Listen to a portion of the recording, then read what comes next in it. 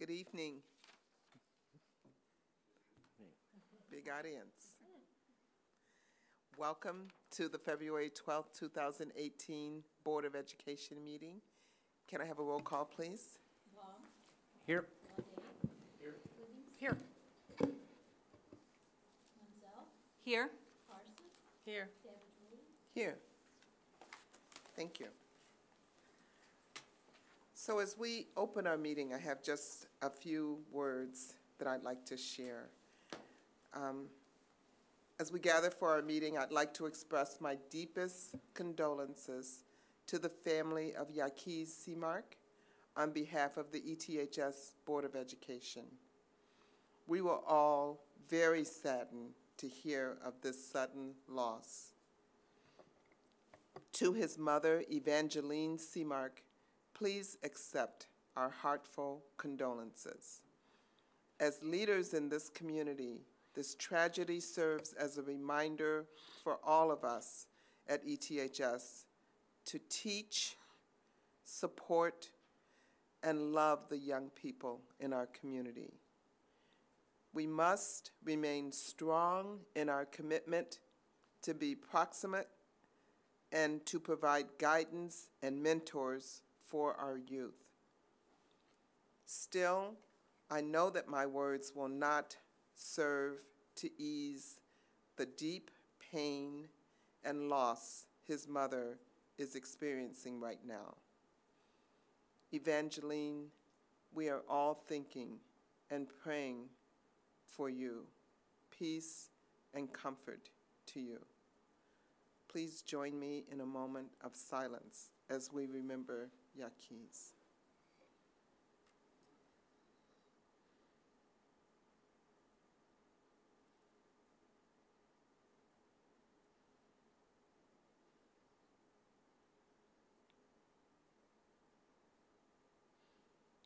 Thank you.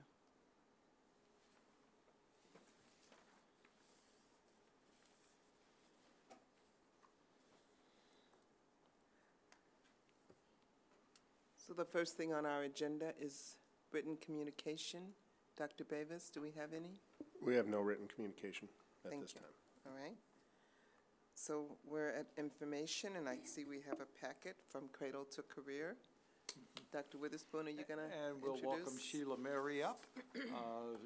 At board, as you know, Sheila Mary is the Executive Director of Evanston Cradle to Career.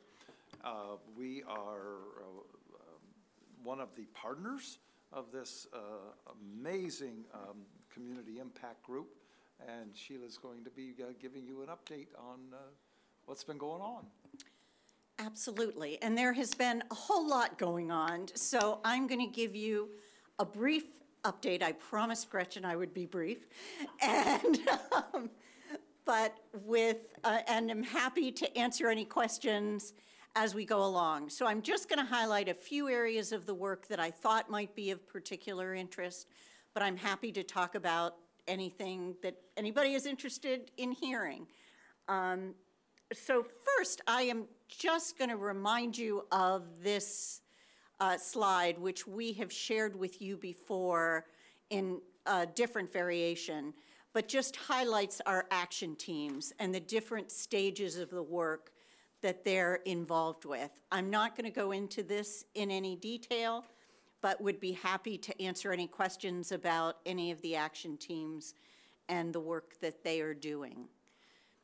One of the most important pieces of the work that we're doing is really focused around advancing equity.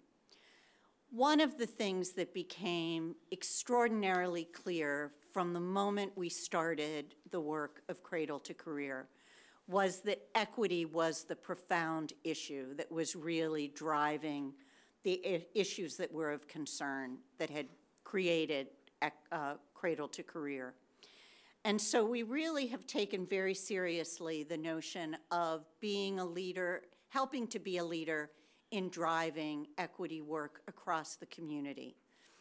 And we see that in three phases, although, as you see, we think it's circular.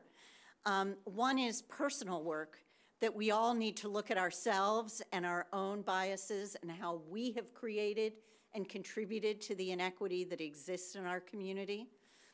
Then asking organizations to look at their organizational structures and policies and practices and how they are contributing to inequity in our community.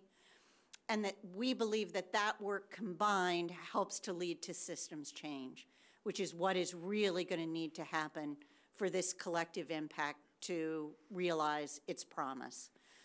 So in terms of personal equity work, we have taken the lead from, we have followed the lead of ETHS in embracing beyond diversity and bringing that to our community more broadly. We are partnering this year with the city of Evanston to offer it at least 4 times over the next year. We did it for the first time in January, had 90 folks signed up and over 30 people on the waiting list, and it was only not bigger because we stopped collecting people on the waiting list. The demand has been amazing for wanting to take advantage of that training. We are also offering seed training, which Pat Savage-Williams has kindly helped to facilitate with Corey Wallace and Ismailis Nunez from District 65, as well as involving folks in conferences, book groups, support groups. We're trying to offer a wide range of opportunities and different approaches for people to be involved in individual work. From the standpoint of organizational work, we have done an annual book drive focused on collecting culturally relevant books to make sure that all of our camps and other programs have a rich array of programs of diverse life experiences for kids to be exposed to.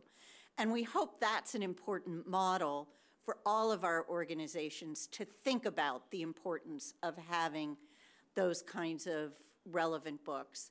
But more importantly, we're working with partner organizations to do equity self-assessments. So all of our partner organizations have agreed to conduct an equity self-assessment and then to develop action plans based on that work, so that we're hoping we can begin to really change what's happening within our organizations. And all of that is hopefully leading to systems change.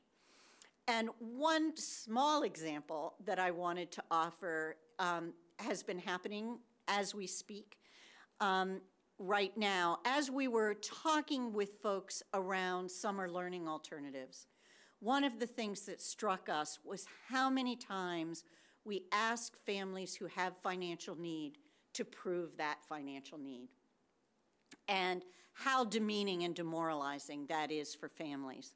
So one of the things we have done, working initially with the city's park district, was to reach an agreement that all children who qualify for free and reduced lunch would automatically qualify for scholarships for any of the summer camp or other programs in the city.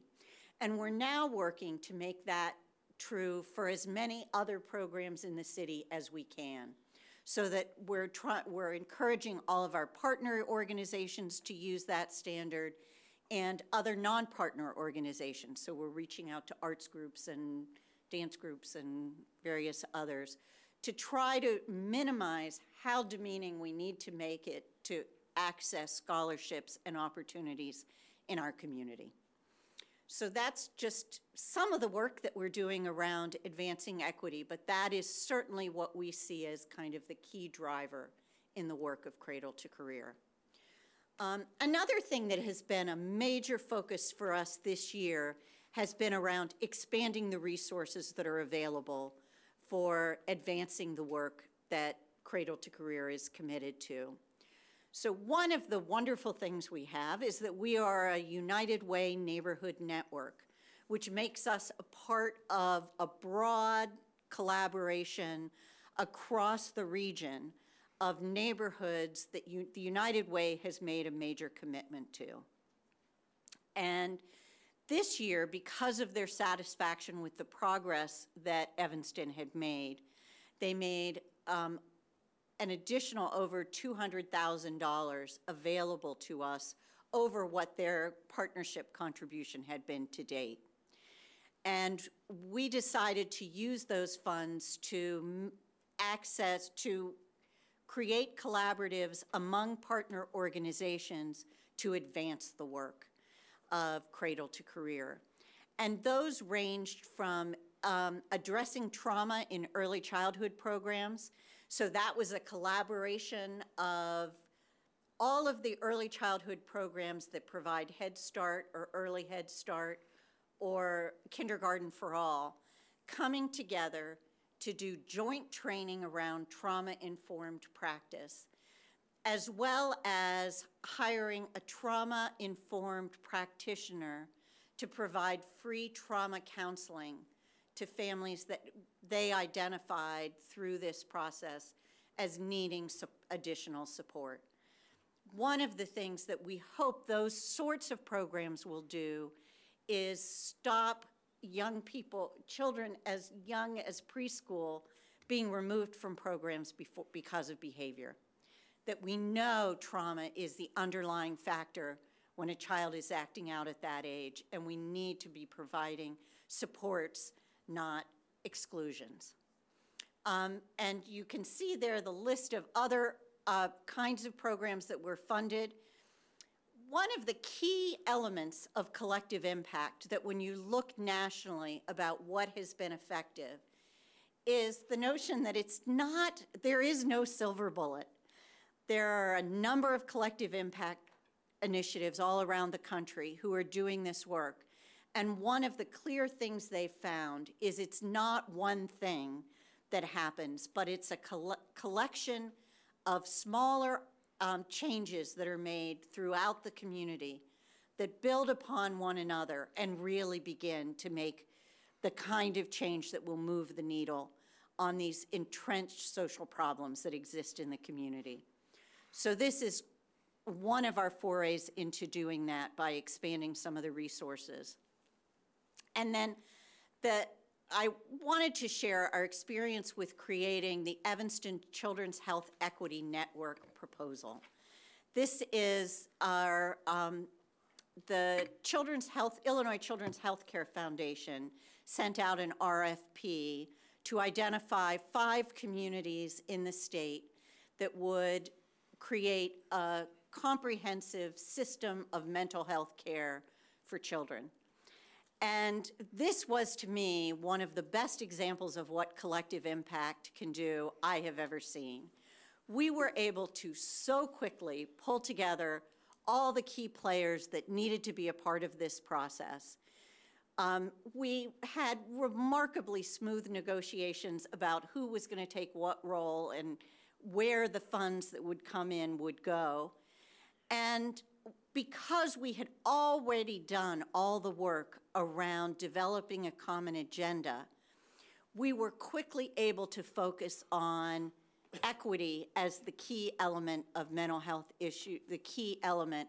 And it gave us so much stronger a proposal than we would have otherwise been able to pull together in such a short period of time. And I really think we have produced an extremely strong proposal that I hope will be successful. But even if it isn't, I think it has strengthened our relationships and really helped us to identify some directions we want to go over the long haul. And then finally, just one other initiative that I wanted to talk with you about. We have been struggling with how to most effectively engage the business community. And we reached out to Mayor Haggerty and a small group of business leaders to talk about what might be possible, and brought to them a variety of ways that the business community has been involved in collective impact around the country. And together decided that really workforce development was the place where all of our interests meshed. And so we are working with Mayor Haggerty is inviting business leaders and has asked Neil Gambo, who is a retired business executive, to chair an EC2C Employers Advisory Council.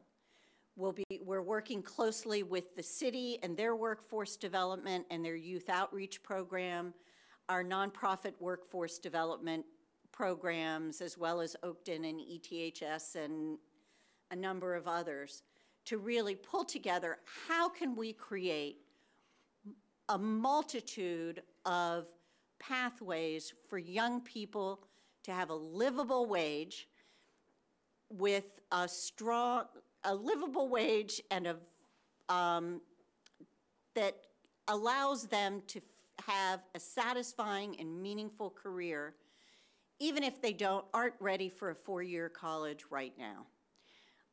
So we're working with them closely and are excited about the potential of what can happen there. So those were the specific things I wanted to share, and I would love to answer any questions you might have. Thank you. Thank you for the report. And yes, any questions? Jonathan? I have a little question and a big question. My little question is, I think it's a great idea to have this uniformity based on free and reduced lunch and not required. How do you make that happen in terms of privacy and the institutions that collect that information? Do you have the agreements in place with the school district? I assume the school plan district is that the school district gives a letter to the parent, and then the parent chooses who they share it with. Oh, okay. So it's not, we're not sharing information and the district isn't sharing that information. My big picture question is, when Cradle to Career was formed, it was formed with the idea that most of the things we had done in the past to tackle these major issues haven't worked. And we have to try something new. And that the theory was that one of the reasons it hasn't worked is because we haven't all been rowing together on the same team. Right? That's the whole concept of collective impact. Right, absolutely. So I'm wondering, how do you measure the success of Cradle to Career's efforts? And not just in terms, I understand you're not necessarily looking at the level of test scores or income levels, but even in terms of sort of removing institutional barriers that prevented cooperation, people falling between the cracks of different agencies. Do you have some kind of a framework for measuring that kind of success in truly being collective? We have certainly started. The Northwestern University, there was not a doctoral student, a postdoc, who did a study looking at Evanston Cradle to Career and its transitions over time and saw increased collaborations, so that we have begun to see certainly stronger connections. I think the other thing we are trying to track, and part of this is through the equity work, is really as we begin to align our commitment to equity, then beginning to track in a meaningful way, what does that look like? And we're really just starting to begin to measure that. Part of it is we're beginning to track where people are on that journey and what processes they're going through and what they're identifying as the areas where they need to make changes organizationally, and how do we align those with one another. But I think it's a long-term process, but one that we're completely committed to doing. Well, and I'm sure you understand better than anybody that as you go back year after year to the different participant organizations that are contributing funds to the effort, they're going to say, what are we getting for our money? Absolutely. Right? Yeah. And it's a legitimate question, and one we have to have some solid answers for. Well, it's hard to measure. And so it's complex. It's hard to measure, and there's a lot that goes into some of these disparities. absolutely, but we need to feel committed to finding ways to measure it so that the partners can know that they're getting a return on their investment. I do think we need to feel responsible for that. Right. Yeah, and I know that different partner organizations are in different places in terms of of how much they can participate in some of these activities. Absolutely. And I mean, it's interesting to see how differently different organizations are involved. Erie Family Health, for example, was a partner we were very anxious to get involved and struggled to get meaningfully involved. And then when this proposal came up for the Children's Mental Health Initiative, they were an incredibly powerful partner. They used their development folks to write the bulk of the proposal and really played a huge role. Yeah. And I think that's one of the things that we need to do is use different organizations and engage different organizations in the way they are able and interested in being involved. Right, right, yeah. Different entry points. Right. Yeah. Other questions? Jude? Recently, I viewed a map of where the pre-K programs are located in our town. Mm-hmm. And there is a glaring gap in the 5th Ward. I mean, it's amazing to see this map. It's just a big hole in the middle where the 5th Ward is. And I'm wondering if this is on the radar of Cradle to Career. As we know, in particular, the Black community, the Black students enter kindergarten behind.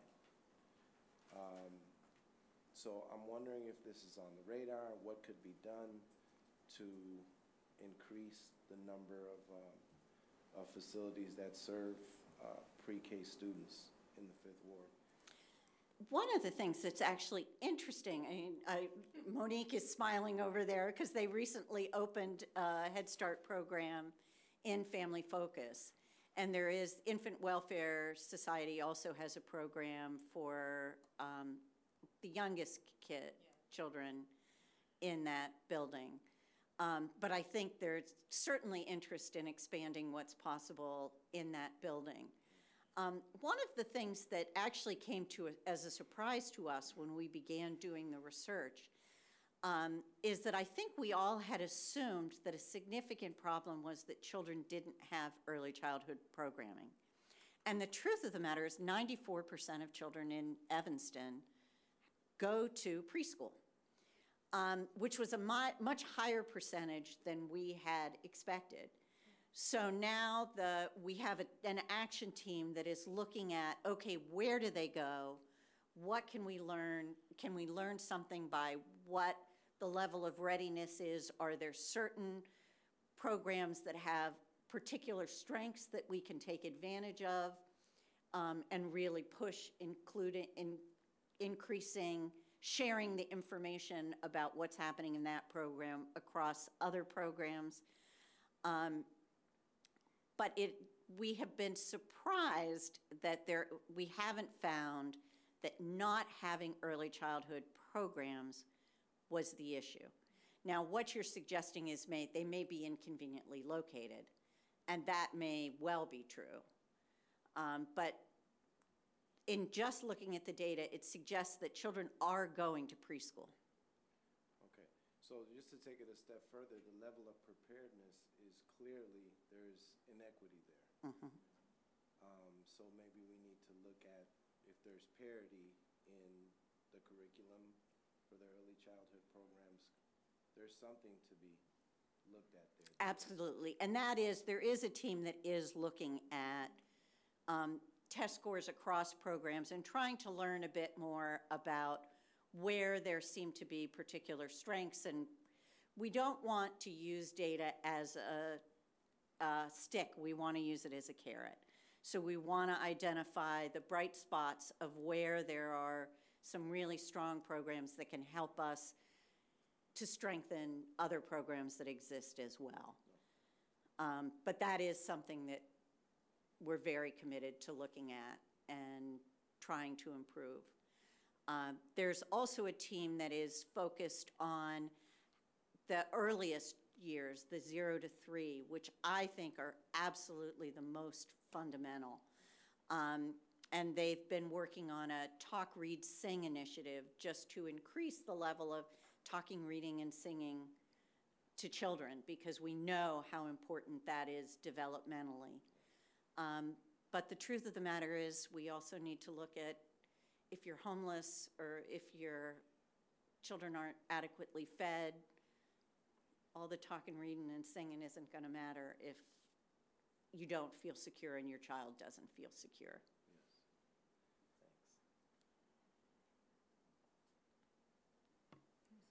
Just a quick question. When will you find out about the Health Equity Network proposal? I believe we find out in April if we are going to have a site visit. So if we are one of the finalists and they're actually going to do a site visit, I will be profoundly disappointed if we don't get at least that far.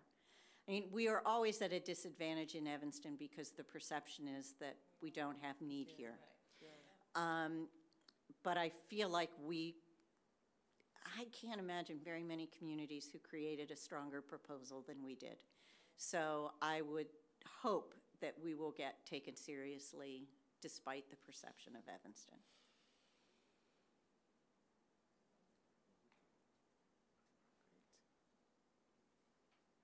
Well, thank you again. Thank you for coming. Thank you very much, and thank you so much for continuing to be a partner. ETHS has been, I mean, I don't have to tell you about Eric, but he has been such a leader in this work, and ETHS has been such a role model around the equity work and helping us to demonstrate the importance of that and how it really can move the needle for children and families. So thank you so much for that. Thank you. Thank you. Thank you, Sheila. Great.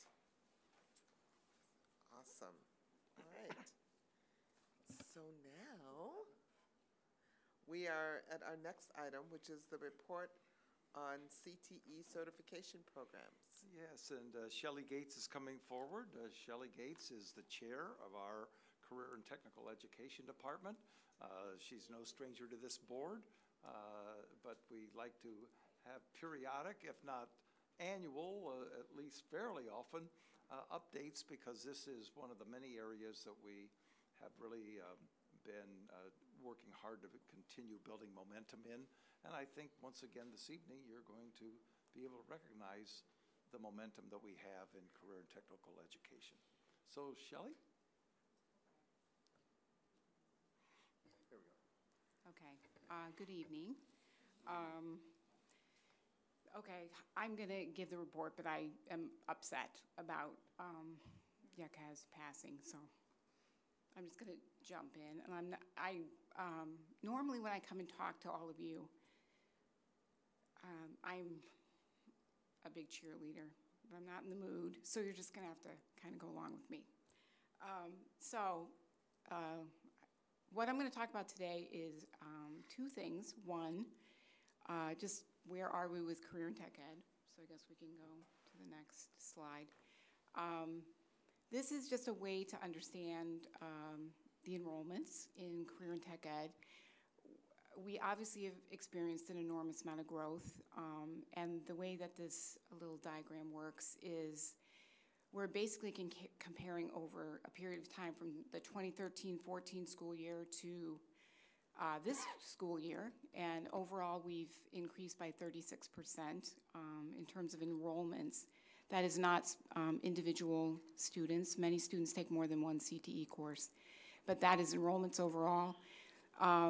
The biggest enrollment increases we've had have been in the areas of engineering, industry and engineering, which in large part that is due to Project Lead the Way, which I'll talk a little bit more about. I know everybody already knows about Project Lead the Way. We've also increased in our business management and information systems courses, and I think a lot of that has to do with more students taking computer programming classes and also entrepreneurship. So overall, it's very good news for the CTE department. So that's our statistics. One thing that I wanted to emphasize, and Pete agreed that this would be something, a good thing to share with you, The State Board of Ed is currently seeking feedback on the Elementary and Secondary Education Act, the recommendations for college and career readiness factors or indicators, which I don't know if you all are familiar with. Have we talked about this before? Maybe, but it's a big deal these days to be college and career ready, and the State Board is looking at career readiness and really trying to understand how would we measure that in individual high schools. And so I thought this was an interesting way for us to think about what we're doing here at ETHS in terms of career readiness. What they're looking at now are having students demonstrate career readiness by experiencing a minimum of 3 of the list that's up there. A career development experience, which I think needs to be spelled out. That's pretty vague to me. An industry credential, and we do offer a number of opportunities for students to earn industry recognized credentials here at ETHS while they're still students. Military service, dual credit career pathway course, completion of a program of study, attaining and maintaining consistent employment for a minimum of 12 months, consecutive summer employment, 25 hours of community service, or 2 or more organized co-curricular activities. And I think this does show that there are many educators and people at the State Board of Ed who are really struggling with how would we demonstrate career readiness for students, and so this is the list that they're dealing with currently. I think these provide a good framework for us to talk about how we know that our students at ETHS are career ready. I don't know if I would agree with all of these exactly, but I think it's a good guidance and good way for us to get started to think about what does it mean to be career ready as a graduate of ETHS, and how do we as a school, how do we make sure that all of our students are prepared for well-paying careers with opportunities for advancement in what is a rapidly evolving global economy. And I was glad to hear what Sheila was talking about. Here in Evanston, we definitely need to have more connection with the employers here and really increase our dialogue to look at how can we partner to make sure that these opportunities are available for our students. And I think one of the things, and this was in my last presentation I'll review, which was last year at some point, I think it's really important for all of us to just come to grips with how the economy has changed and how the educational requirements have changed for young people who are coming into the workforce. And there's so much available, some great videos. Pete listed one that was that's linked to the report. It's a big change now. 35% of careers, of the 55 million job openings through the year 2020, 35% will require at least a bachelor's, 30% require some college or an associate's, 36% will not require an education beyond high school. The sweet spot, or the area that we are really looking at increasing awareness of, is that middle, the percent requiring some college or an associate's degree. There's a lot of what are called middle skill opportunities for people coming into the workforce. Those are somewhat unexplored, and people are very unaware of what those opportunities are. And so that's part of the work that we're doing in the high school now, and working with our employer partners to increase an understanding of that. A lot of those, what that kind of includes, apprenticeship programs, short-term skills certifications, associate's degrees. That's what we need people to understand more about. And so that's something that we're really working on right now. So I guess before I get into that, I do want to just recognize something positive for our department this year. We were recognized by the Technology Education Association of Illinois as their high school program of the year, and that is a photo of, thank you. And that's a photo of our wonderful industrial tech department, and you could see they all wear orange and blue every day, so that counts for something. The award is really, I think, the reason we got the award. Some other high school, some of our colleagues were the ones that nominated us for this, and I think right now ETHS is very well thought of in terms of our industrial tech program, because we have such a wide range of programs and they're really good. So all of it is, we have beautiful spaces. You all have seen our spaces, our auto shop. Our metal shop is like beyond. I mean, people just cannot believe our welding facilities here. Obviously construction, geometry and construction, everyone is in awe of the way we do geometry and construction here.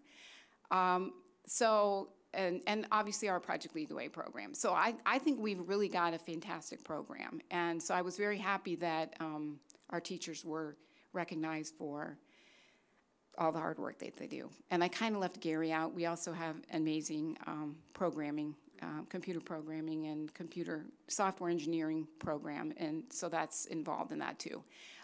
What I did want to also mention, in addition to us getting an award, which is always exciting, this fall we were part of the West End Manufacturing Day, and I wanted to, Pete's going to figure out how to show the video. This is a very short video. Have you all heard of Ward Manufacturing? Anybody? Yeah. Yes? Okay. So Ward Manufacturing and ERMCO, which are two small manufacturing companies in the West End, they have really taken us on as their partners. We have a wonderful relationship with them, and in particular with Ward Manufacturing. And so this is a very short video that was made by Pat Hughes, who many of you know Pat from Inclusion Solutions. He's also involved in the West End. This is a video that is really talking about Manufacturing Day and why it's so important. And I just like to just make that connection. A lot of the jobs, the middle skill jobs that require some education but not necessarily a four-year degree, that's what we're really talking about. So I thought this would be a good example of that. Hello, this is Tom Ward from Ward Manufacturing Company, and welcome to National Manufacturing Day. Today, 75 Evanston Township High School students get to explore and learn about various manufacturing career paths located in the West End of Evanston, Illinois. Manufacturing Day exposes students to careers and opportunities that they normally are unaware of. This year, 4 companies in Evanston's West End opened their doors to Evanston Township High School students and the community. I Love Sweets is a commercial baking business that bakes things such as cookies, cakes, brownies, and much, much more. Owner Jean Kroll spoke to the students about how important math is to her business and how women play an important role in the manufacturing community.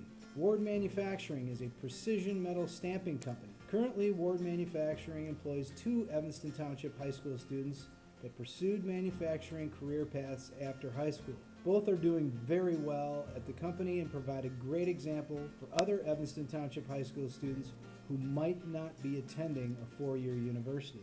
Dream to Product is a product ideation company. Here they learned about the ideation process from start to finish in the manufacturing industry, and the students got to make their own custom 3D printed spinners. ERMCO is an advanced metal forming lubricant company that manufactures oil-free metal forming and tube bending lubricants. Students got to learn about how these different lubricants are made and distributed.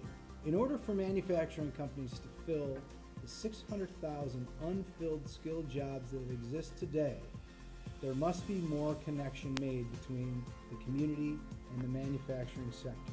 Manufacturing Day makes that connection and benefits the community and the companies in need.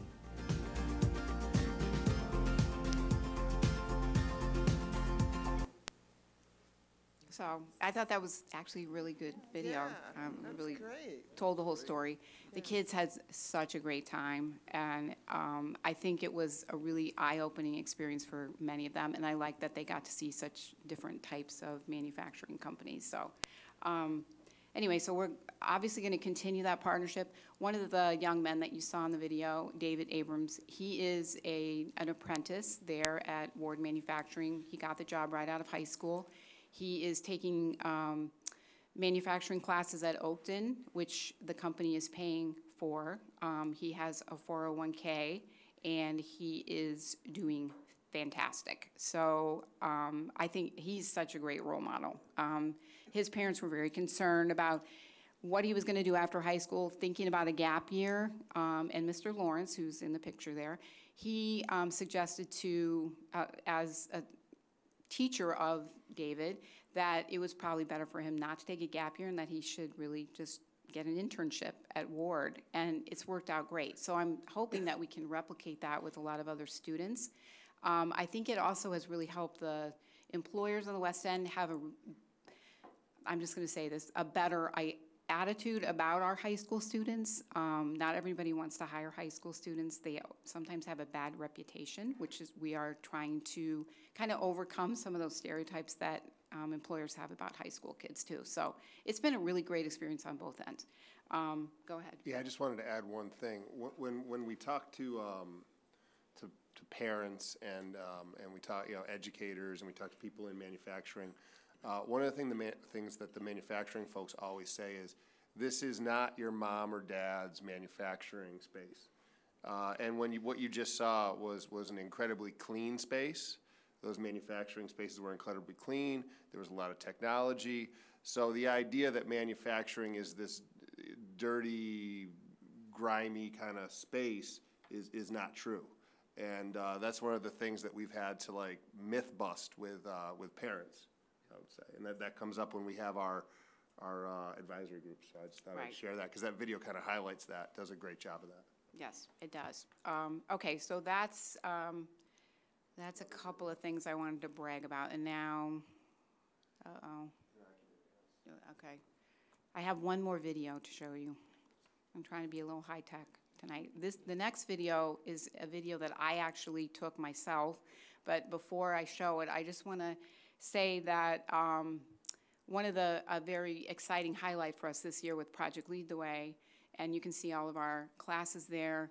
Two exciting things. One is that we did a VEX robotics competition, and we hosted a competition even though we had never gone to one, which was a very brave move on our part.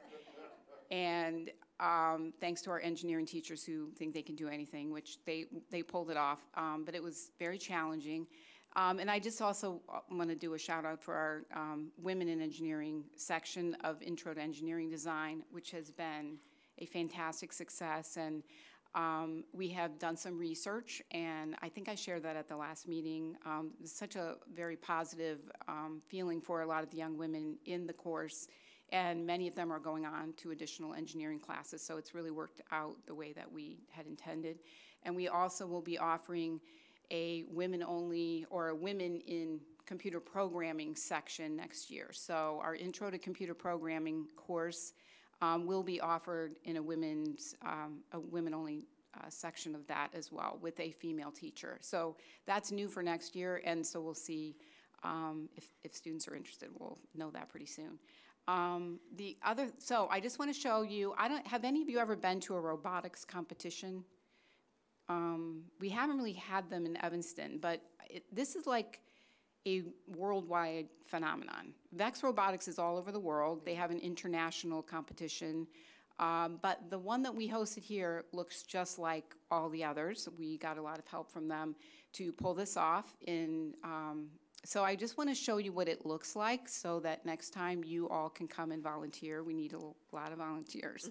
Pete was a volunteer. Pete and I were instrumental in the whole thing. We had to inspect the robots before they could compete. So go ahead, Pete.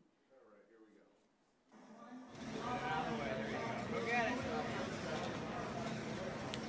So this is a manuals robot. He's in our manufacturing engineering class. Go!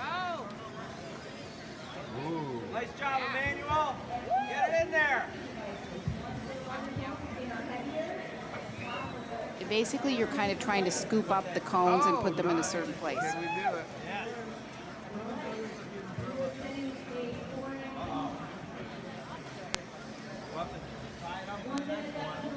Did we get a point for that, John? That's 10. That's Pete talking in the background, asking, how does this work? Like stacking the cones. Do we have points for that? Anyway, so that's my homemade video from my phone. But hopefully next year you all can come and join us. The other thing that I loved about this, and Pete can speak to this too, we had so much fun, even though it's a lot of work. We had so much fun because part of the way they set it up, all the teams when they are competing, they compete with another team from a different school. It's it's so 21st century skills. I mean, everything they've thought about. So you're competing with kids you haven't met before, so there's communication. You have to figure out what your robot does versus their robot. It's very cool. So we're going to be doing again next year in January. This year we had 30 robotics teams from 14 different schools. It was really cool. Do you want to say anything about it, Pete? Yeah, I'll just say just two things. Cool. I was so nervous about judging, about being the person who says you can compete or not, that I get the initial email and I said, I can't possibly do this. This is a horrible position to be in. And with Shelley's help and with Cindy Curtis's help and Matt Kaiser's help, John Lawrence's help, it really was amazing. And what would happen is if you sent a team back, and he said you don't meet the specs, they would go back and they would modify their robot in real time. They'd pull out these tubs with tools and they'd modify and tinker and come back. And then it was really, really cool to see. And it's addictive. I mean, it's about 2 minutes per competition, and you're collaborating with students who don't attend your school. So you're on a team with students who aren't on your school. It's just everything that's great about education and everything that's great about 21st century skills. And I just thought it transformed the field house into this space for robots, which was awesome. Thank you for the opportunity, Shelley. It was really, really amazing. It was totally cool. So we were very nervous, but we pulled it off. So I wanted to share that. So that was a good thing. Okay, another thing that I wanted to share, I haven't talked about Intro to Public Safety in a long time, but as you know, we do have a dual credit class with Oakton, and that was one of the factors that was listed as a way of being career ready, is to take a dual credit career oriented course. Intro to Public Safety, just in case you aren't aware, is taught by Evanston firefighters and police officers. There is a teacher of record here at ETHS, Darlene Gordon, and she works with the firefighters and the police officers to offer this course, and students can earn 6 Oakton Community College credits in either law enforcement or fire science. And it's an amazing class. We're the only school in this area that has this class. I just think we're so lucky, and it really is a partnership. So having the fire department and the police officers that come in and teach, that gives such credibility to the course. It is a college level course, and the kids really struggle with the reading and the tests. We have to give similar tests to what Oakton gives. But we have had a number of students who have gone on to pursue careers in firefighting, law enforcement, the military, and also EMT, paramedic career field. So I just wanted to share that, remind everybody about that great thing that we have. And this is the next thing. I'm kind of moving on to just this whole idea of multiple pathways to success. I have a couple slides that I want to show you about that. I do have copies of this flyer. This is our first time ever doing a career options night, and Araceli Conchola and Michelle Vasquez and I have been working on this with the city of Evanston and with Neil Gambow, who was mentioned earlier. He and Kevin Brown from the city have been helping us organize this. This is going to be an opportunity for young people to come into a setting where there'll be kind of like an opportunity with different tables. You can meet somebody from a construction apprenticeship program or a year up, or there's the military will be there. There's some companies that will be there directly recruiting young people to come and work for them right out of high school. And we will have some mini workshop sessions so that families can come in and learn more about all of these different opportunities and ask questions. We're trying to make this very low-key, being aware that some of the young people who might come to this are maybe not huge fans of high school, and they may be young people who left the high school, don't love coming back here. We're trying to make it very not as formal. We want it to be a really good experience for young people to come in, get the information they need, bring their families, and have it be a very positive event. And I just also want to emphasize how much we're trying to change the language around these issues. You will notice that it does not say for kids who are not going to college. I have a lot of issues with the fact that we talk about multiple pathways to success, but I really think people's mindset is that there's a lesser than that's attached to this. And I personally know that that is not the case. For a lot of young people, pursuing some kind of training for something that they really love and that they want to do, that they can make a lot of money when they do it, that shouldn't be considered by all of us as, oh, that's the consolation prize for you, or you couldn't go to college, so you got stuck doing this. And I think that's really hard for all of us to change the mentality about that, but I think it's really important. Many of our students, if they leave here and don't go to a four-year college, they feel like losers. And that's on us, because they all have skills and talents. It's up to us to help them find that pathway. There are pathways for all our students, and I just hope that you can all help me and people in the community really talk about this in a much more positive way. So that's kind of like just my little soapbox for a minute. Anyway, you're all invited to come to the event. It's on March 1st. It's the first time we've done it, but I think it's going to be great. And I think it would be really wonderful if all of you could come and kind of meet some of the people that will be there talking about their programs. So, and I do have flyers, and I'll leave them for all of you. And if you can promote it and tell people to come, that'd be great. This is the other thing that I wanted to share about multiple pathways. We've been working with a company that's called HR Green, which I don't know if all of you are familiar with HR Green, but it's a gigantic engineering firm. They have offices all over the world, but they have an office in Evanston. And we have been working with them to help place interns. And we had a couple of interns last summer, and they want to grow the program.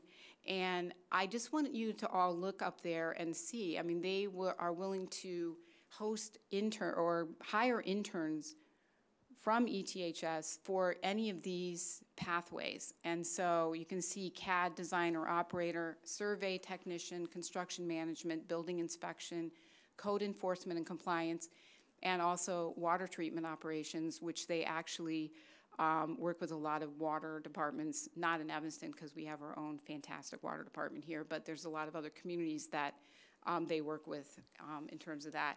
So if you think of any of those different careers, you can see a student could do an internship, start out with a very nice entry-level wage. You can see the advancement starting out and then getting additional training paid for by HR Green. And then the salary range at the bottom. And they are desperate for people to do a lot of these jobs. And we just happen to have all these amazing students who have incredible technical skills, many of them in our engineering program. And I think this is just a fantastic opportunity. They are working with Northwestern because they have billions of dollars of contracts with Northwestern to, maybe I overinflated that. I know it's at least $1 billion. They have a very large contract with Northwestern, so a lot of our interns would work at Northwestern, at the sites that are at Northwestern. So I just wanted to share that with you. This is something we've been sharing with students. We have a lot of interest. We'll be collecting resumes from students and passing them along to HR Green, which is a whole nother challenge for us, is to make sure that our students have really good resumes. They know how to promote themselves in an interview. So these are all it's all new territory for us, but it's all very exciting, and I think potentially life-changing for some of our students to get in these pathways. I would just like to share the excitement. I was in a civil engineering and architecture class a couple weeks ago where the teacher made this announcement and announced these internships, and then went on to ask students what they were working on today in class that would directly relate to one of these internships. And the kids said, well, we're working on code enforcement and compliance. And then I watched the students go through building code for about 45 minutes, about 40 minutes doing content literacy and really engaged in this. But the level of motivation around this type of opportunity and this type of pathway was incredible. So it was just really nice to see.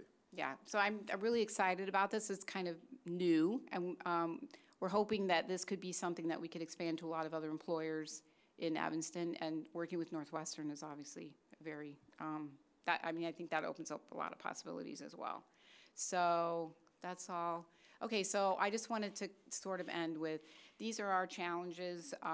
These are the same, pretty much the same challenges we've had all along.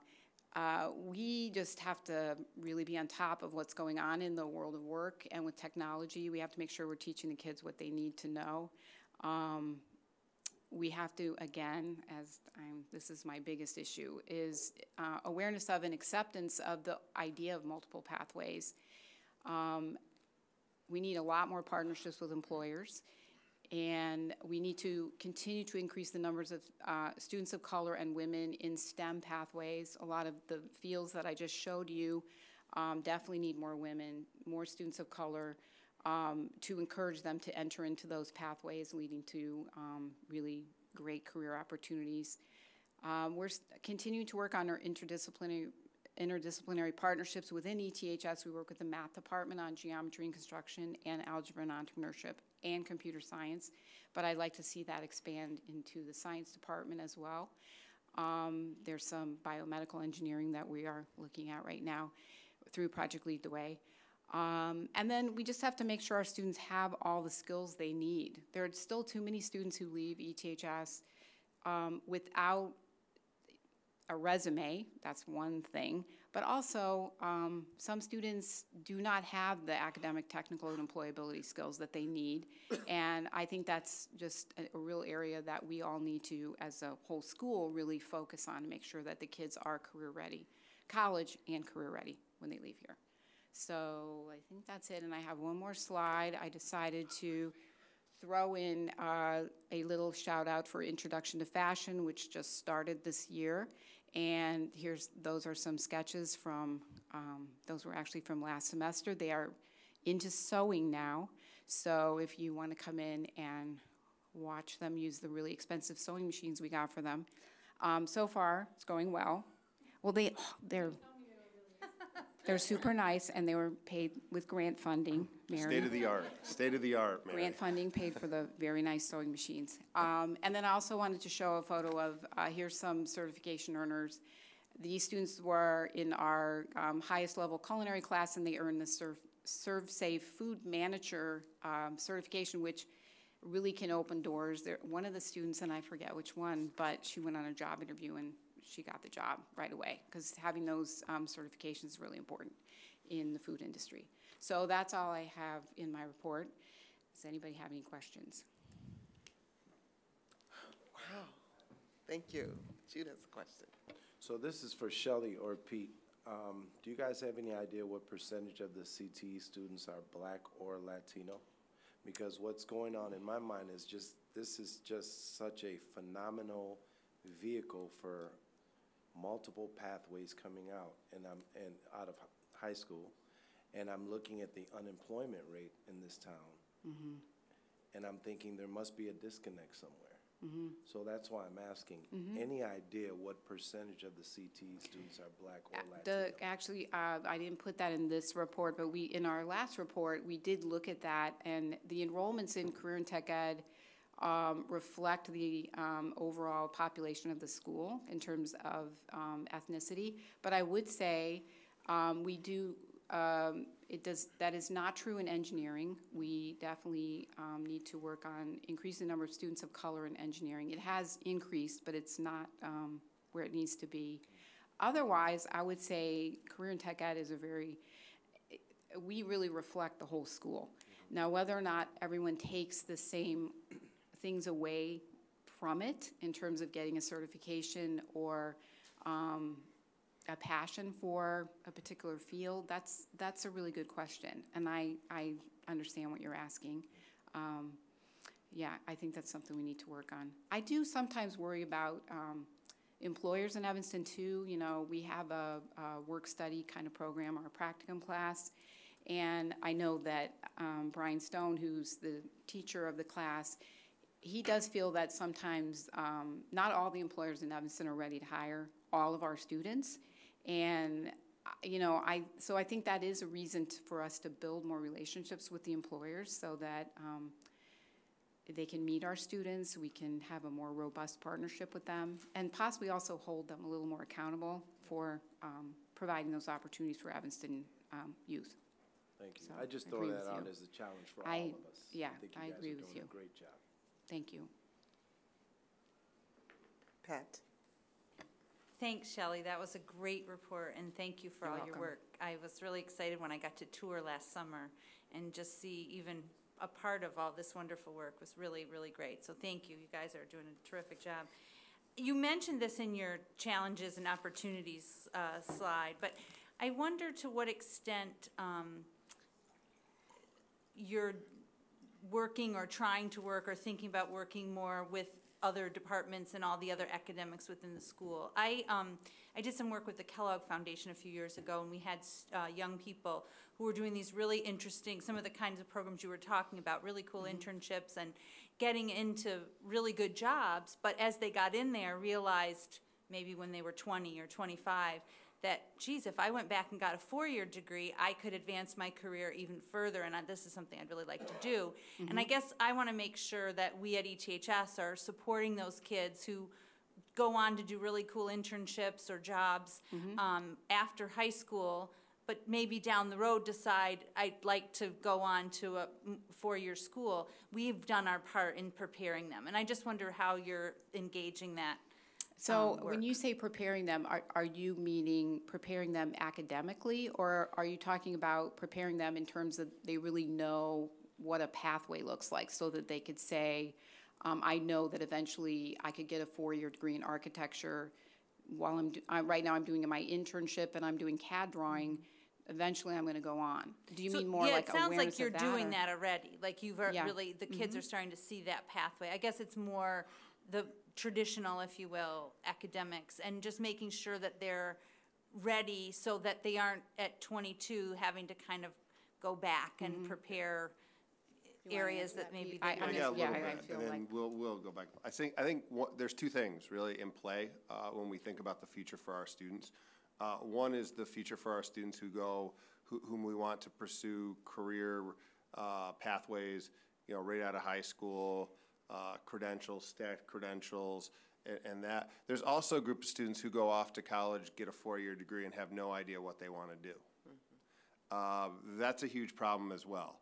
And that's where a lot of this intentional career pathway piece, that's where that really, really comes into play. That's why that career pathway program of study document that's mentioned in the report comes into play. It really says, here are the courses at ETHS, here's how they align to various career pathways. The idea is that we want students to know about career opportunities and pathways ideally from, kindergarten on, because we want students to try on those identities here, right? If you're interested in engineering, this is a horrible story, right? The kid who goes off to engineering school, never taking an engineering class, and then says, well, wait a minute, this is not something I'm interested in at all. Engineers do this? That's why Project Lead the Way is so important. The success in Project Lead the Way, it doesn't just come from successfully completing the sequence in Project Lead the Way. One of the successes of Project Lead the Way may be, I'm taking Introduction to Engineering Design, and it's not for me. That's actually a success if you can figure that out. Then you know what isn't for you. And then you try something else on. So I think there's really two issues here. One is what pathway fits. The other one is having students exposed to different pathways so that when they go off to college, they have a better idea of what they want to major in and what their career goal and pathway is. Colleges and universities are struggling with this too. We see a lot of colleges and universities moving towards an internship model. University of Chicago has a fantastic program with paid internships for students. That was in direct response to, I'm a pre-med major and I don't know what doctors really do. So this is something you see in higher ed, you see it at the high school level, you see it at the community college level. So really, it's really about those exposure to those pathways. What it is also about, though, is making sure that students, when they graduate ETHS, are good readers, are good writers, and are decent at math. And by decent at math, I really mean they're good at algebra. And they can manipulate algebraic expressions, because that's really when you go on, that's really what it's about, unless you're in a very narrow field. But really, that's really what we're talking about. Does that help, Shel? Did that answer your question? Yeah, I guess you mentioned sort of the unique way that you work with the math department, and I'm wondering if there's other ideas on doing that in other departments, just because I think it's I contextualizing the content. Sure. Yeah. Yes. Right. I think that's a good idea. Right now, we are going to look at biomedical engineering with the science department. I know for sure we're going to be looking into that. But that's an important question. It's something that I think being in the silos in high schools is just a very pervasive problem, really. And I think as we go into more different types of instruction, like project-based learning, I think that kind of forces all of us to think outside the box, because you need all the disciplines for students to be successful when they're doing project-based learning. They need to bring everything they're learning all together. So I think that's kind of pushing us in that direction to a certain extent, but that's challenging for us. So yes, we'll work on that. So I know it's a huge challenge to expose students, and I hear these questions in this discussion, which is a great discussion, and I'm thinking about the students that just have no idea that these opportunities and these options are out there, and I know that is a challenge. How do you let them know? So one is to give them the chance to take the classes, but we only have so many class opportunities. True. And we only have 4 years. Right. So, and then they all have to take certain courses because they have to graduate. So it just seems like it's just so packed. And It is. I liked the idea of what you're doing March 1st. I think that's great. It's a good start.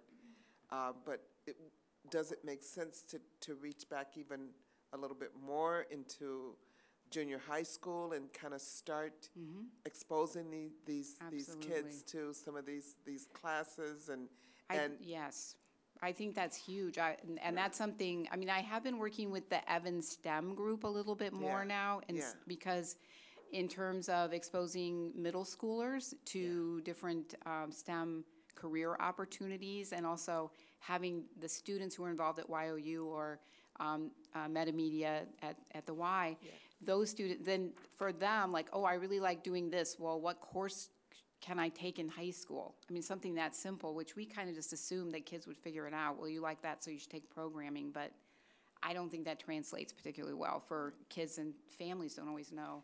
We have so much here. It's kind of overwhelming to figure it all out. So we're working on that. We're trying to make everything a lot more transparent so kids can see, oh, I like this, so maybe I should take this when I'm in high school.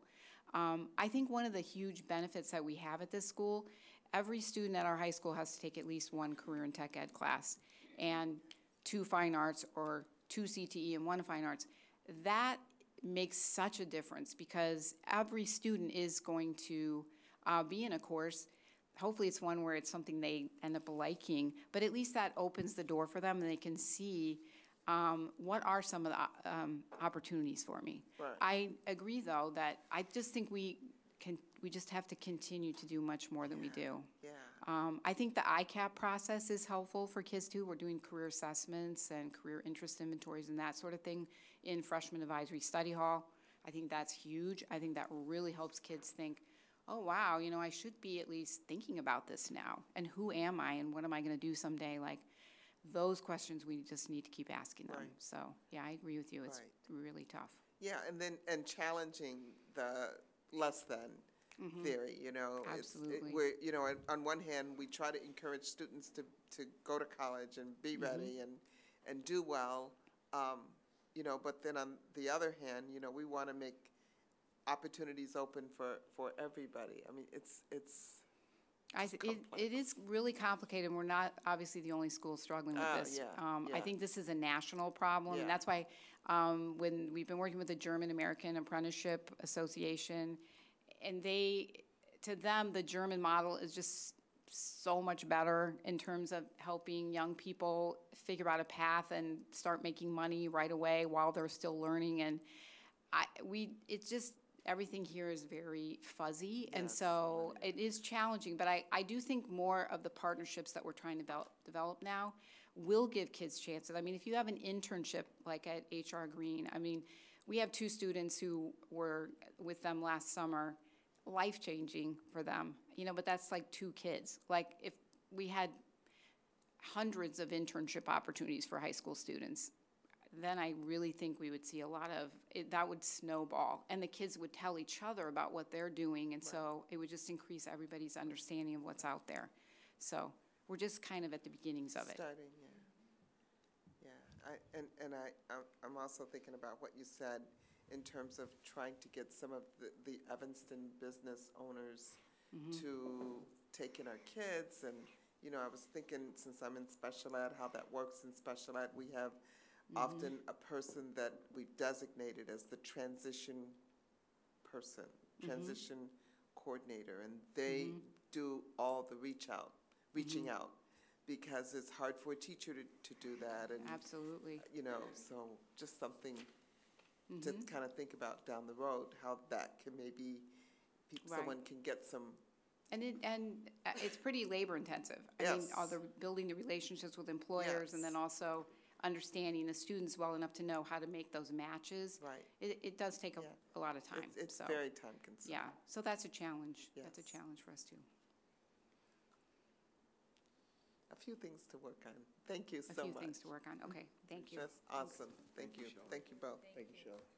You're welcome. Thanks, Pete, for running the.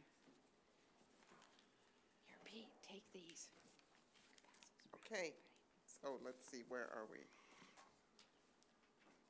I'll let Dr. Davis. Item 7. So in item number 7, comments from the public. So, Dr. Davis, I know we have a huge public here tonight. We have no comments from the public. No comments, okay. All right, so we're at item number 8, FOIAs. Dr. Davis, and I'm going to pass this around. Oh, this is really nice. Can I take more than one? Yeah, we have plenty.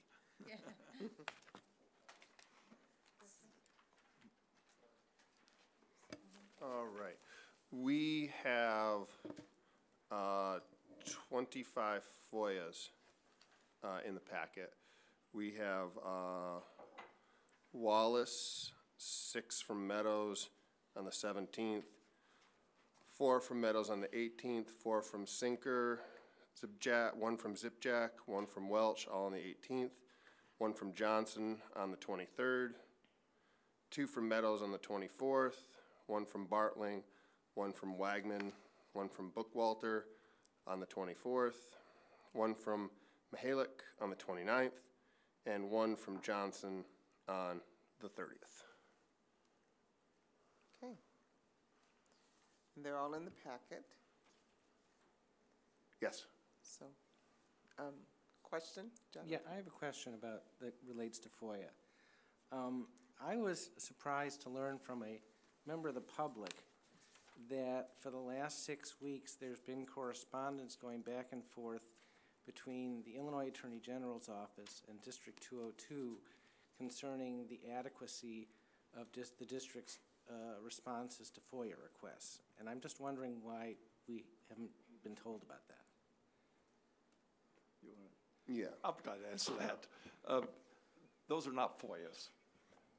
Anybody who has a FOIA, if they would like to have it reviewed for what's been redacted, they can request a review. All 25 of these could have requested a review. It's simply a request that goes in. It's a procedure. They're still in process. We haven't heard anything back from them, so there's nothing to report until we hear back from them. No, I'm talking about correspondence to the district from the Attorney General's office about our responses to the FOIA requests. The only correspondence would be that they have a request for a review. We send them what we sent, and we send them the unredacted copy for them to review. Right, but I guess my question is, I think it seems like something the board ought to know if the Attorney General's office is sending us inquiries about our FOIA requests. Well, fine. The Attorney General's office has sent us a inquiry because somebody who got a FOIA response wanted it reviewed. So it's like an appeal? Yeah, I guess. I mean, Yeah. it's a separate division of the Attorney General's office where. It's the process. It's the It's public. in the FOIA letter. I don't know what says you're, that. Yeah, you what you're can- suggesting the board needs to know. We're waiting to hear back. You can appeal to the public They're access they're bureau. reviewing the redacted copy, they're reviewing the unredacted copy, and they'll let us know if anything was redacted that shouldn't be Right, redacted. I understand that, but my question is, isn't that something, if people out in the community can know that this is going on, shouldn't board members know about it? Well, I don't know who these people are. Well, anybody who sends the request Well, yeah. gets a copy of what the Attorney General's office sends right. out and what we, but we don't. We were not contacted by the Attorney General's office.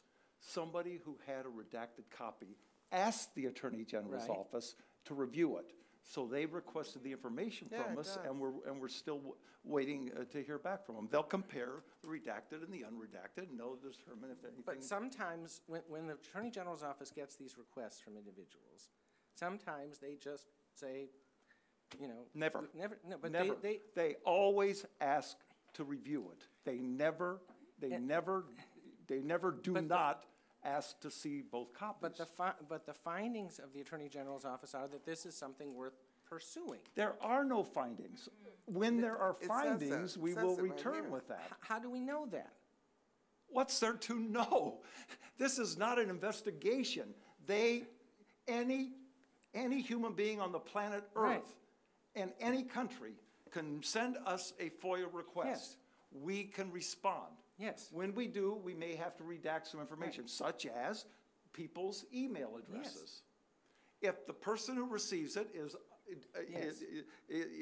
wants to make sure that we didn't redact anything they wrote, they can make the request. Yes. You're making it sound like some investigation was No, launched. No investigation was launched. We're simply sending the two versions so they can review it and make sure that it responds to My what we were question is, asked. isn't, when the Attorney General's office gets involved, isn't that important enough to tell the board about? Well, I guess it is.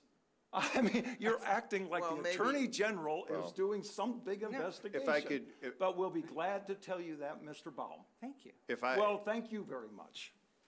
if I could just add that they're considered in process until the Public Access Bureau gets back to ETHS and requires an additional response. So that's why the response is, it's in process. So that's the answer. So if the Attorney General's office has asked for Means additional it information, means that the FOIA is still in process. and we have responded to that, But we have not responded, we have not received their findings and then issued a response to the FOIA requester. So the way it works, if there's a FOIA request Right. and then it gets appealed, because you can Yes. write an appeal, right? right? It's a form letter. Right. Online, you can go and Yeah. put in your request and say wasn't followed. It generates a response to the high school, Right, in which case we send off our information, right, the unredacted, the redacted, the Right. two piles. They get back to us 6 months to a year later, yes.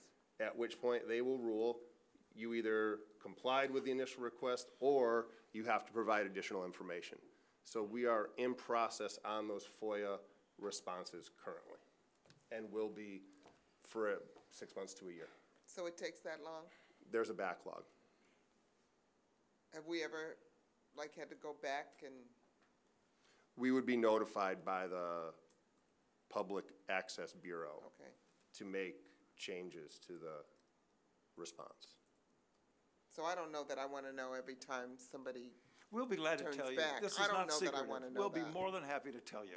But the implication that we should know about this like there's an investigation, I'm sorry, that really troubles me. Somebody simply asked for a review and it's in process. Most of the time, there is not a request for review. Most of the time, people are satisfied with what we send them, right? Look at 90% of the time, we don't get a request for review. Well, right, but we deal with a lot of different human beings, with a lot of different conspiracy theories and a lot of different things. So if they indeed request it, we respond. Right. all right. We'll gladly, anytime that comes up, we will be glad to tell you. There is nothing secretive about this. Okay, let's move on to board committee reports. The first listed here is the Park School Advisory Committee report. Everybody has had a chance to read it. It was in the packets. Any questions, comments?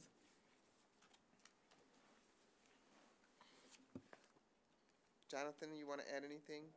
I think it's all in there. There are significant financial stressors on the school and that are being passed along to our two school districts, and work has to be done both on economizing and on better marketing of the school to private to get outside tuition.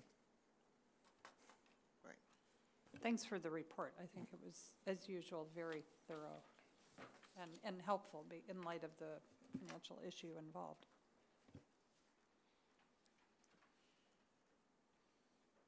The next thing listed is the National School Board Association 2018 Equity Symposium report. Pat Monsell and I attended last weekend in DC.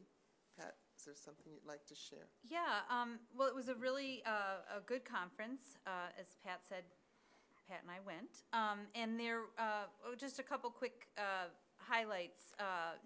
Nicole Hannah-Jones, who is a MacArthur Genius Award winner from 2017 and a New York Times Magazine journalist who covers issues related to race, particularly around racial segregation in housing and schools. And she does a lot of really interesting research that, while a little different than, perhaps some of the issues were a little different than Evanston, I think there was really some powerful findings in her research around the impact on students related to racial injustice and segregation and things that, despite being a little different than Evanston, I think really powerful in terms of the impact on our students. The other speaker that we really enjoyed and learned a lot from was Robin DiAngelo, who's a professor out in the state of Washington and does a lot of work also on cultural diversity and social justice and anti-racist education. And she talks a lot about whiteness and whiteness being more than a racial category, but woven into our culture and our institutions. And I think that, again, that the research and the unpacking of some of the issues really is related to the work that we're doing here at Evanston. So it was very interesting. Also, I know Shelley just left, but I went to we went to different breakout sessions, and one of the ones I went to was on CTE and had some really interesting models with Ford Motor Company and Northrop Grumman, the defense contractor, and just talking about some interesting things that I should share with Shelley. But it was a really interesting conference, really worthwhile, and I think both, for me, validated a lot of the work that we're doing and shed some light on it as well. So thanks for the opportunity to be there. Robin DiAngelo spoke in Evanston 2 years ago. 2 years ago. Yeah. I was going to say a year or two ago. Right. And I think there's even a video available of it for those who missed it then and who didn't go to the equity conference. That's probably still available somewhere. It would, But I wouldn't. It was the YWCA Racial Equity Conference. Robin DiAngelo also spoke at the National Summit in Detroit a few months ago. So she speaks well and also has quite a bit of articles that are available online. So she is well written, well read. So yes, so she's really good. Pat and I attended those same two speakers, Nicole Hannah-Jones and Robin DiAngelo. Nicole opened it and Robin closed it. Nicole talked about the impact of segregation. Her title was Identifying and Eradicating Discriminatory Practices, Prejudice and Beliefs in Educational Policies. So she talked a lot about encouraging schools to look at any segregation that's occurring in schools and what happens when students are segregated, particularly students of color. They're less likely to attend, less likely to graduate from college, less likely to be successful as adults because of that kind of segregation. One thing that I've highlighted here that she said in response to a question, because I know this comes up in our community, someone asked about parent engagement. And And she said that no one ever accuses her, Nicole Hannah-Jones, of not being engaged because of her socioeconomic class, because she travels so much. She's not in the schools that her kids are, her daughter, she has one daughter, attends. She said that it's really important to recognize that conversations about parent engagement are typically racialized conversations, and people don't want to say that, but they are. She said that we, number one, don't know what's going on in the homes when we say parents aren't engaged. She talked about how many parents are engaged. They're just engaged in different ways. So for some parents, the engagement is making sure their kids are well clothed, have someone to take care of them, have adequate food to eat, and just have the materials that they need to go to school. That's parent engagement. She talked about how it's really important to recognize that schools teach children. So it's important for schools to focus on the hours they have teaching in classes. And then she's basically said, because she was talking to a group of school board members, that this is not what school boards should be focused on. School boards should focus on schools and what they can do something about. So I just thought that was good. I love that. Actually loved it. Then I went to a presentation for my breakout from two people from the Arizona School Board Association, and they talked about a practical framework for board discussion and action. And they just kind of listed these 5 doors of equity. Many of these we are doing, we're aware of, ending with awareness, application, and implementation. And then the Robin DiAngelo one, which we've already heard about. So it was really good. You know, once again, I just think it happens once a year. It seems like it usually happens either the last Saturday in January or the first Saturday in February. So it's really cold, but it's very worthwhile. So, all right, so we are at board reports. We don't have a student board report tonight. So we have the superintendent's report. Well, thank you, and good evening, board. I don't have a long report, but I certainly have some things that are worth taking note of. Probably most notable is we have to have a makeup day for our snow day. And although I do appreciate at least one of our teenagers actually, after shoveling for several hours, came in and said, I don't know why we didn't have school today. So I appreciated the courage of that young man. But we are going to have a makeup day, and it's going to be on Friday, February 23rd. That was going to be a non-attendance day. And so we will be doing the makeup day on that day. So all the information's going out on that. What we'll do, we have parent-teacher conferences that are held on Thursday, February the 22nd, and those go into the evening. So we will do a late start on that Friday, so that we can get folks back here the next morning. But again, there'll be a 9:40 start on Friday, February 23rd, and that'll be the makeup day. We do have a Family Action Network event that'll be held here tomorrow evening, the 13th. Dr. Nadine Burke-Harris is going to be here in the auditorium at 7 p.m. And the presentation is called The Deepest Well, Healing Long-Term Effects of Childhood Adversity. So this should be an excellent presentation. I do want to point out that we will be hosting the IHSA Boys State Swimming and Diving Finals this year. As you know, we host these on an alternating basis, and that's going to be February 23rd and 24th. Notably, there'll be a lot of traffic around the high school on Friday the 23rd, and we're working with our staff and students on that one. Then we also have online sign-up for spring conferences. That's open now, and so families may sign up for those. They have till the 21st at 3 in the afternoon to sign up for them. Again, those conferences will be held on Thursday, the 22nd. Students will be dismissed at noon that day. Conferences will be from 1:30 to 4:30, and again from 6 to 9 in the evening. It will be the format that we've used before, where they're scheduled for 5 minutes each, but obviously that can spur additional contact and conversation where parents and teachers recognize that that's needed. And finally, next Monday, February 19th, no school, President's Day holiday. And that concludes my report.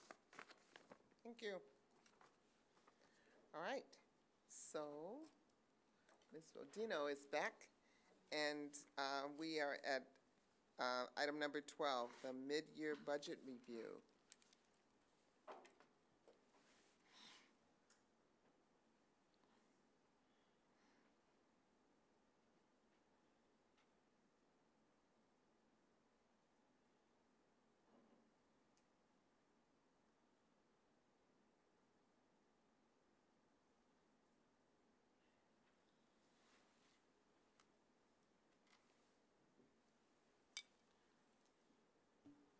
Hello, everyone. Sorry I missed part of the meeting, but it was for good reason, and we did pass the next part of our city approval for the public day school. So there's one last meeting to attend, which will be the full council approval. Tonight was planning and development, which is 7 of the 9 council members. So it was a good reason to miss. So far, so good. And thank you, Mary, because when you walked in the room, I've been dying to know how it turned out. Sorry. Yeah, thanks for telling us. I almost got up and walked around to the other end of the table. I thought, I'll find out. And I wasn't expecting any issues tonight, but the biggest issue really was that the meeting before ours ran long. They had a lot of agenda items, so the meeting we were in actually went pretty quick, but it was the backlog before. So, no, everything's good. So far, so good, and we'll have a final answer in 2 weeks. So I have about 12 slides for you just to give you an update of where we are. I do kind of feel like a broken record, but I know that we have a couple new board members, so it won't be a broken record to them. And but I'll try to make it quick. But I think if I can just give you an overview, you know, we typically around this time of year, we look at where we were at the 6-month mark, which would be through the end of December. Because January board meetings are typically kind of booked up, and we have that last part of winter break. We typically do it in February, but we're really reporting for 6 months of the fiscal year, which is through the end of December.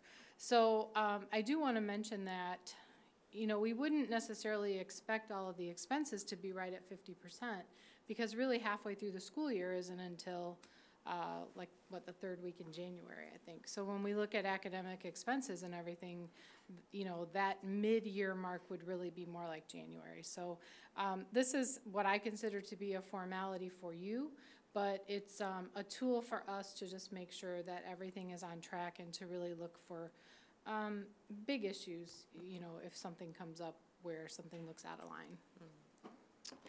So as I said, it's a mid-year analysis. You know, we would normally talk about budget concerns if we had them. You know, the last few years we've really talked about the uncertainty at the state level, some of which I think has resolved, and some of which I don't know if it will ever be resolved. And we always take this time to talk about things like potential property tax freezes and pension shifts.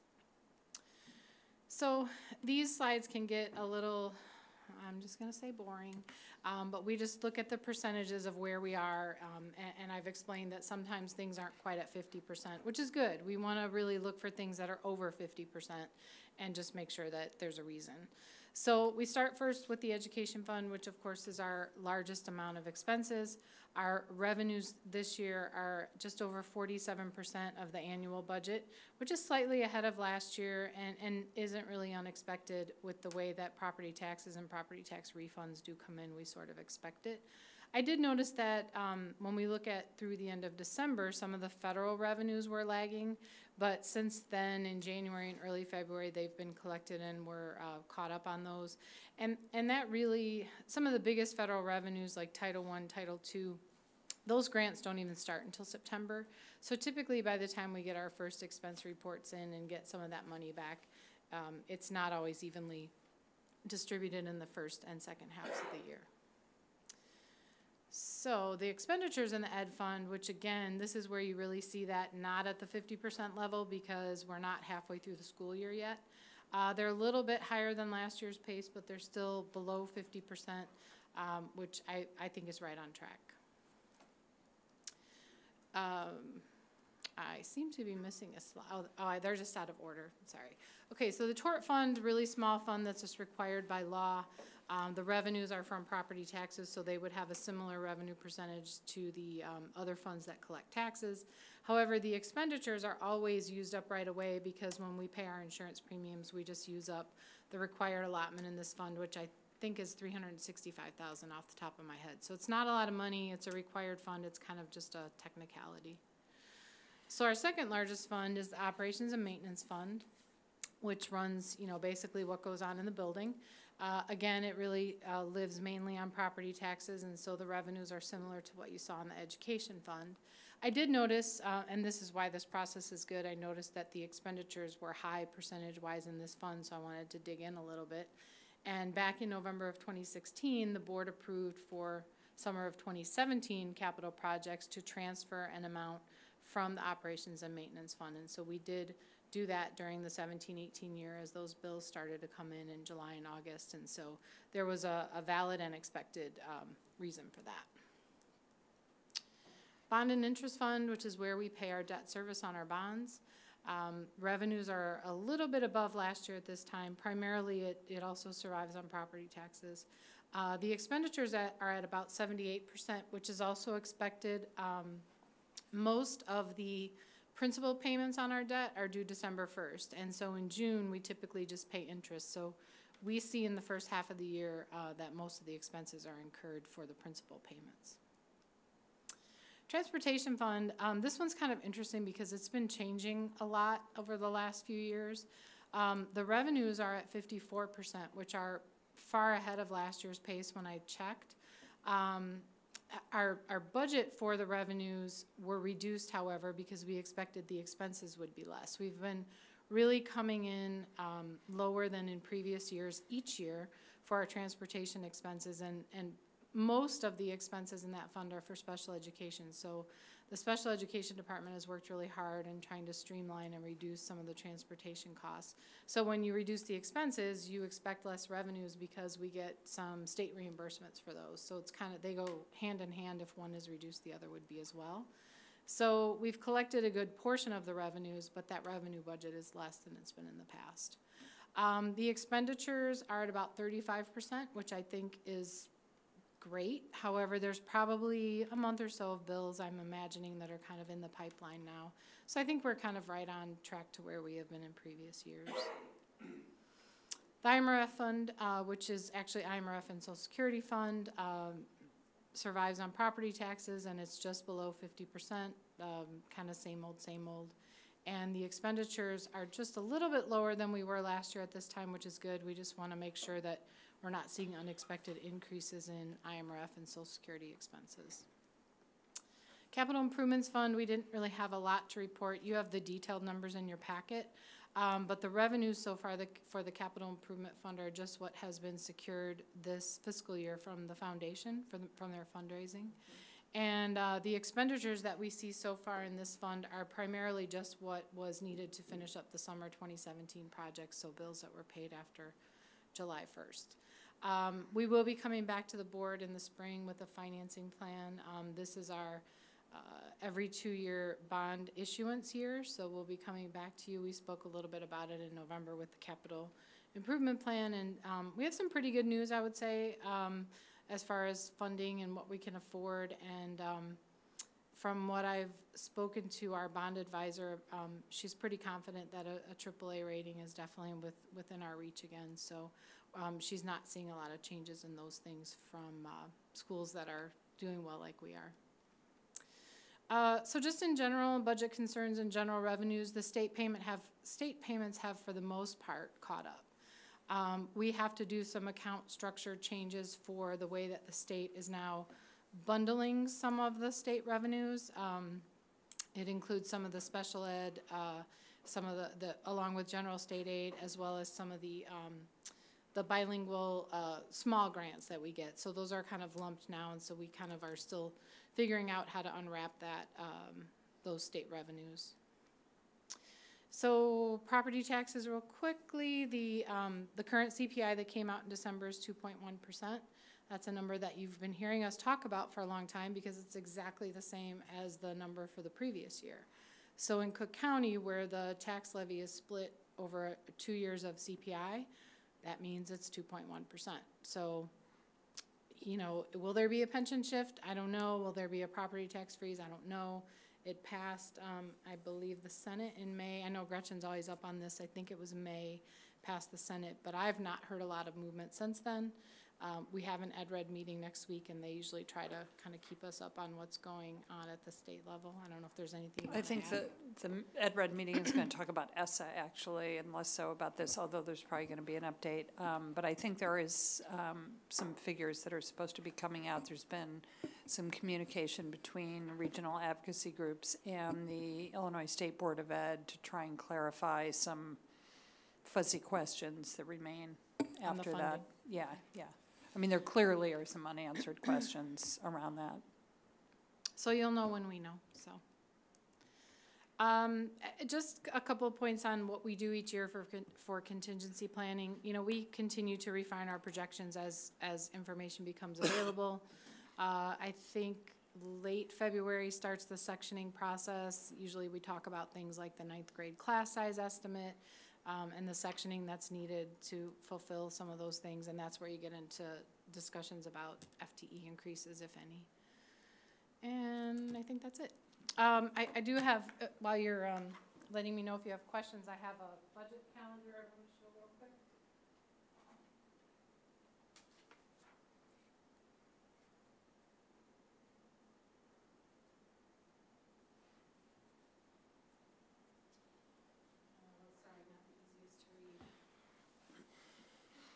So just quickly, I just wanted to mention that we've already started part of the 2019 budget process, believe it or not. We have accepted some requests for things like furniture and painting and carpeting and things from the departments, and we're currently reviewing those.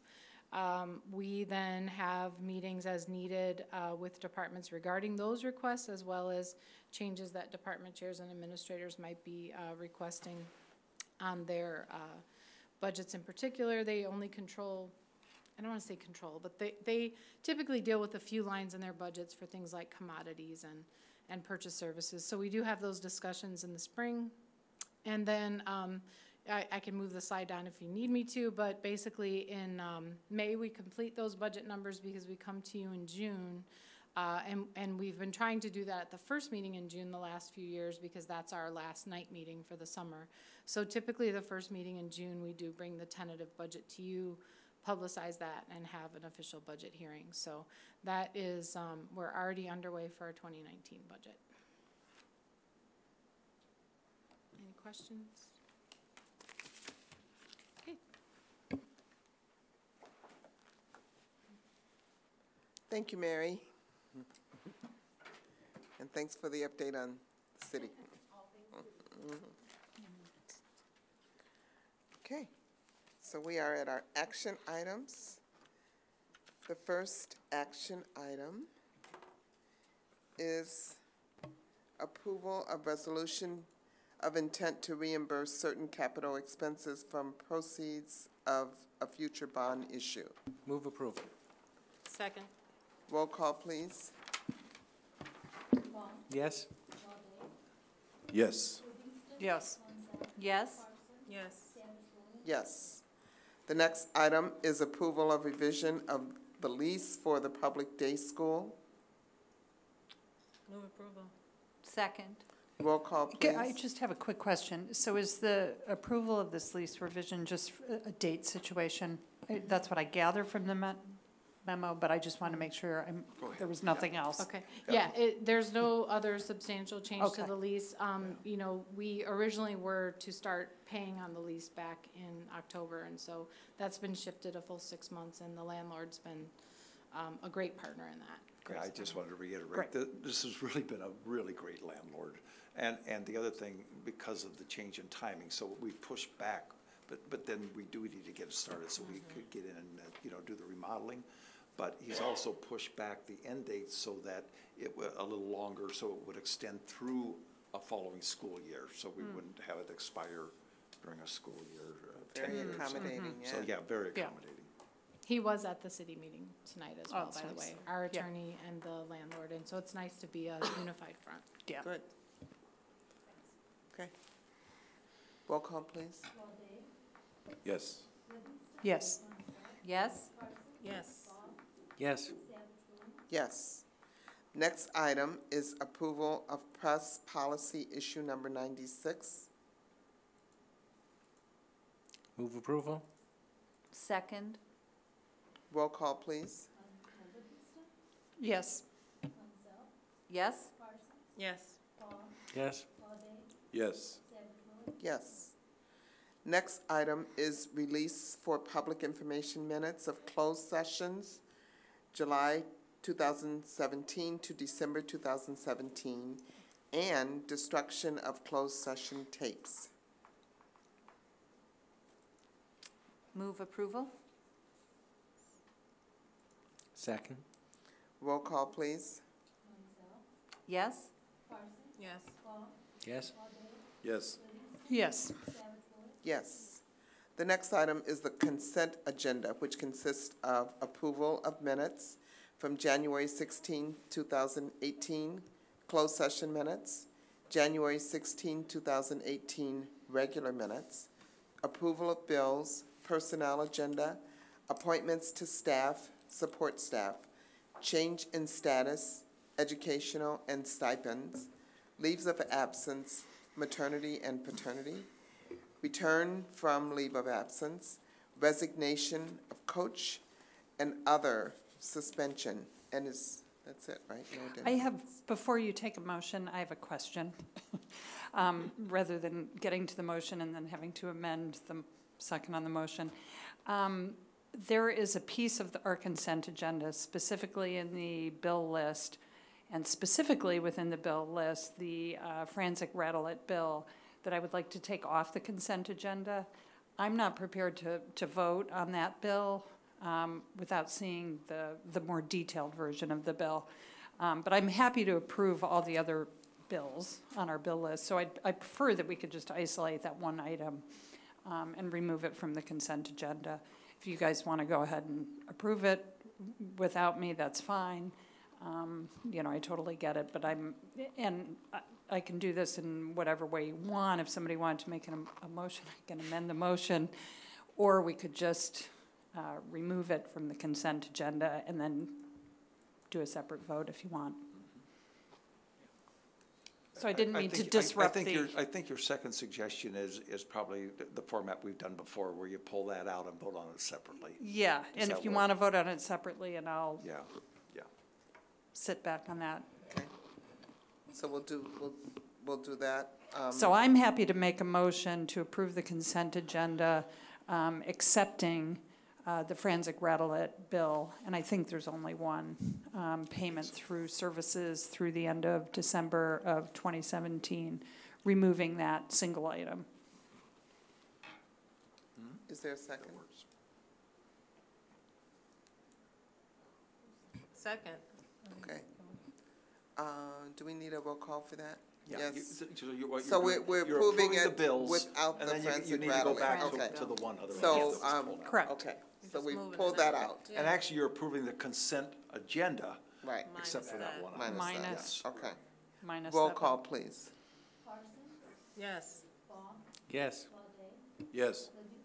Yes. Yes? Yes. Okay, so now we will go back to that item. Yeah. And so can I have a motion to approve the one item the forensic rhetoric. So moved? Second. Roll call, please. No. Yes. No. Yes? Yes. Yes. Okay. So we are at old and new business. Do we have old or new business? Hearing none, Motion to adjourn. I will make a motion to adjourn the meeting. I will entertain a motion to adjourn the meeting. Second. All in favor? Aye. Aye. All right, the meeting is adjourned.